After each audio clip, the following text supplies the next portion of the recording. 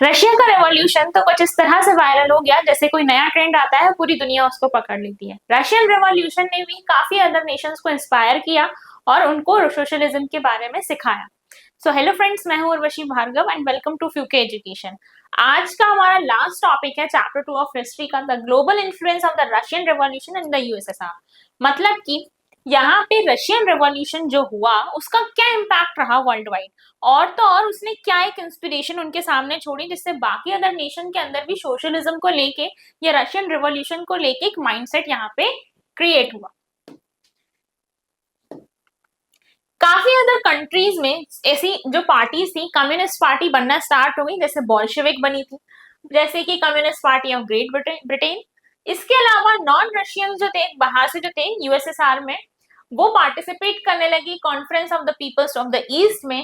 और इसके अलावा बॉल्शेविक ने क्या करा, एक कॉमिटर्न फाउंड कर ली जिसका नाम दिया गया an international union of pro Bolshevik socialist party. देखिए कितना अच्छा नाम, an international union of pro Bolshevik socialist party. मतलब लेवल अप होता जा रहा था।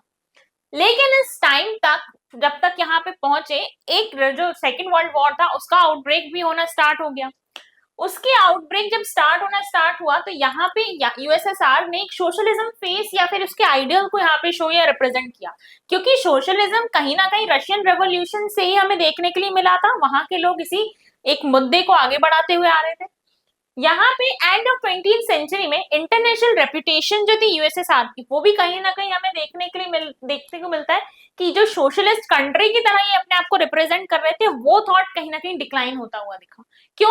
क्योंकि जो यूएसएसआर में जो कंट्रीज थी या जो लोग जो वहां पे हिस्से में थे, वो धीरे धीरे बंटना चालू हो गए। ठीक है, तो ये कहीं ना कहीं ये पूरी कंडीशन जो थी, ये ग्लोबली इन्फ्लुएंस रशियन रेवोल्यूशन का यहाँ पे देखने के लिए मिलता है।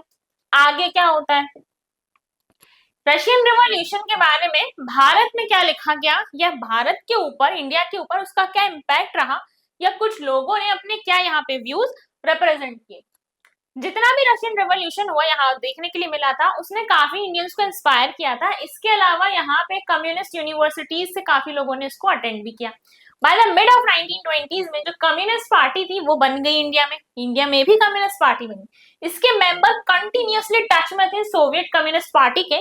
इंपॉर्टेंट इंडियन पॉलिटिकल या कल्चरल फिगर्स जो थे, वो भी यहाँ पे इंटरेस्ट ले रहे थे सोवियत एक्सपेरिमेंट में, या फिर वो रशिया विजिट करने की चाह रख रहे थे।